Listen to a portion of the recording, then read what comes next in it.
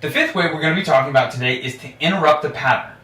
So what I mean by this is that habits that trigger the reward center in your brain are typically going to be much more difficult to break.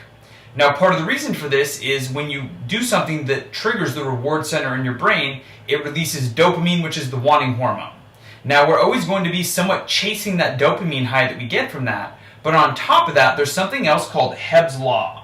Now, Hebb's Law means that the neurons that fire together wire together.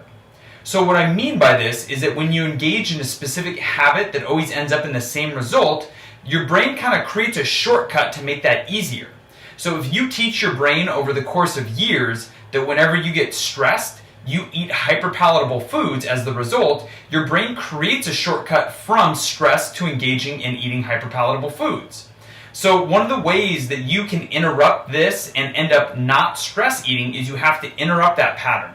So you can either A, address the stress and interrupt the pattern there, or if you find yourself getting stressed, you have to interrupt the pattern of stress eating. So what we're going to be talking a little bit more about is how to go about interrupting that stress eating. In the very beginning, the very first thing to keep in mind is that it's going to be really uncomfortable. You're going to have extremely strong urges to engage in the stress eating. And you're not going to be perfect. You're going to slip up and stress eating is going to happen. So just know that up front and be kinder to yourself about the fact that you're not going to be perfect, but you're making progress and you're working towards that goal. The other thing is that it's going to take a lot of practice to do this. If you've been engaging in stress eating for many years, don't expect this to happen overnight. It's going to be something that you're going to have to continue to work on to continue to interrupt this pattern. So some of my favorite pattern interrupts that I recommend to clients that I work with are things like splashing cold water in your face, getting out and going for a walk, getting in your car and going for a drive, or even taking your journal and walking to a nearby park and engaging in a halt journaling session there. So those are just a few of the ways that you can interrupt the pattern. You may have some that you really like that you would like to use, but it's totally up to you.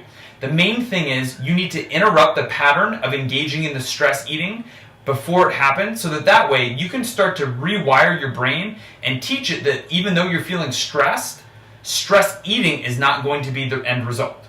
As always, I really appreciate you taking the time to watch this video series. I hope you've gotten a ton out of it.